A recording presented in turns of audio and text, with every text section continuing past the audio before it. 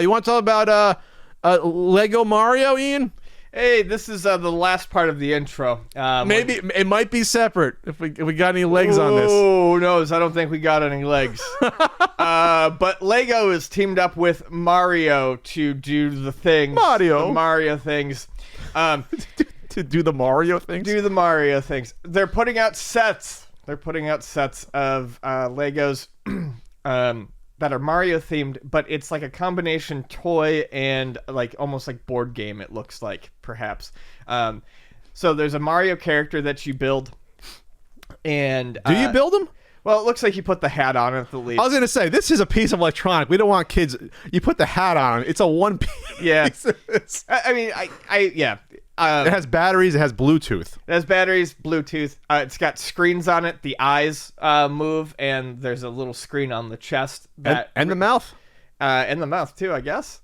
I like the mouth, too. That relays information to the people who are playing with it. So basically, you build like little worlds with the Legos. They look like a Lego board game almost when you're done with it. Sorry, I touched my nose. There's a flag. There's Goombas. There's pipes. There's Koopa shells. There's pipes. Piranha plants. And when Mario makes contact with certain key pieces, he'll collect coins on his chest, or it'll show that he gets hurt, or something along those lines. Or a question mark if you don't know what you're gonna get.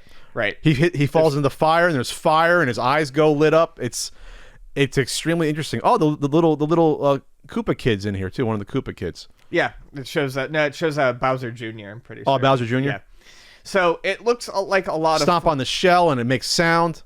There's the timer when you're running out of time. Yeah. It changes the music.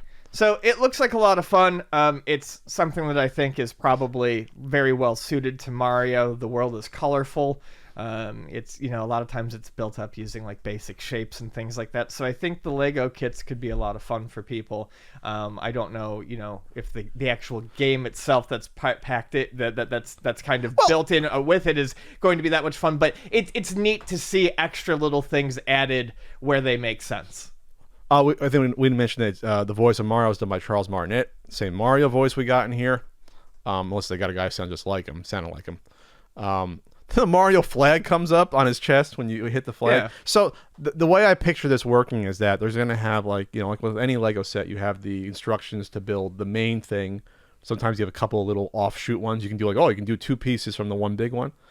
But this to me this could be the first of a series. You come out with this, you can maybe do the Underworld series. Oh yeah, things like that. I totally see this being a thing with expansions. What if you put together 4 different sets to make one world? Yeah, that could be cool, right? That'd be neat. So this is great because to me this is a way of kids like getting into strange level design in a way for a video game, but it's physical. Yeah, it's a combination board game and like video game level design. There probably will be a Luigi figure I can picture them doing, or other characters, or doing a Toad figure, or doing a Princess Toadstool, or is it Peach? Whatever. Peach. It's originally Princess Toadstool, but no. But you can see them. You can see them selling just like mini sets with just extra figures. Absolutely. So this is great because this is almost like the natural progression of like almost like the Amiibo, but this you actually play it. It's a lot more interactive than the Amiibo. With Amiibo, you just sit down by your game. This is like, well, you can put the. You can do stuff. I wonder when this stuff happens, who approached who? Did Lego approach Nintendo saying, "Hey, we have this awesome idea we want to show you that we can do," or was Nintendo thinking, "Oh, we want to do a cool toy"? I wonder how these things start up when you see this stuff happen. These collaborations here. What's interesting to me is that Mario is Lego. However, Pokemon, which I know isn't Nintendo, it's the Pokemon company, but all the Pokemon like brick sets are Mega Blocks. Really? Yeah, it's interesting. Uh-oh. It's interesting to see the split there. Like I said, I realize Pokemon isn't like all Nintendo, but Lego's that's neat to me. Lego's taken over like 90% of the IPs because about 10, 12 years ago or less, you still had like Transformers not being Lego and other things and like DC, and then they got everything. Sure. They got everything at some point as a monopoly. The only comparison I had for Nintendo doing this was they had the little Mario Kart sets. Was that Kinects? You remember those? I got one from the swap meet one time. They sold multiple sets It was either Connects or it was Connects. I was right. Okay. So these are probably from at least 10 years ago. I think these came out 5-10 years ago. Let's see. You can still buy them on Amazon. They had them set up at the Strong Museum. You can still buy them there. new. Some of these. So they still make these currently. They're marketed with the Wii symbol. So and then Mario Kart 8. These aren't that old then. Mario Kart 8 came out like what? Hot Wheels. That's 6 years ago, 7 years ago. Too, yeah. So you could with the Connect sets, you can buy the race sets, and then you can buy the individual racers. So it was a good way to do it, but it wasn't.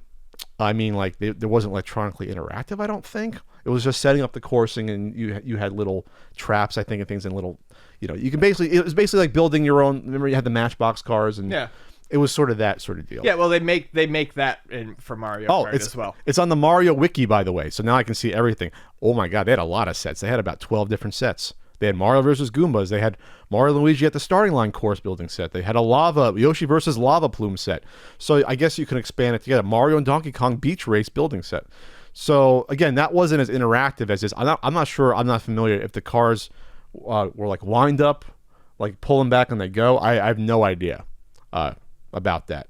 But you did snap everything together, and there was connecting rods. Connects never took off as much as the other things did. Obviously, Lego's sort of the granddaddy of this, but Connects has been around for still a long time. Yeah. Right. So yeah, I think it's interesting. Is looking back at the history of Nintendo and licensing. When the NES was big, I just think it was funny. There were no toys. Yeah, it was just little figurines I'm always and little surprised that there wasn't more. It was just little PVC figures, but damned if I knew where they were sold. They were probably at like your local like paper shop or Hallmark store. They had the little PVC. I have like a Link PVC figure, right? But they didn't sell a lot of them. They had the Nintendo trophies, but they weren't technically toys.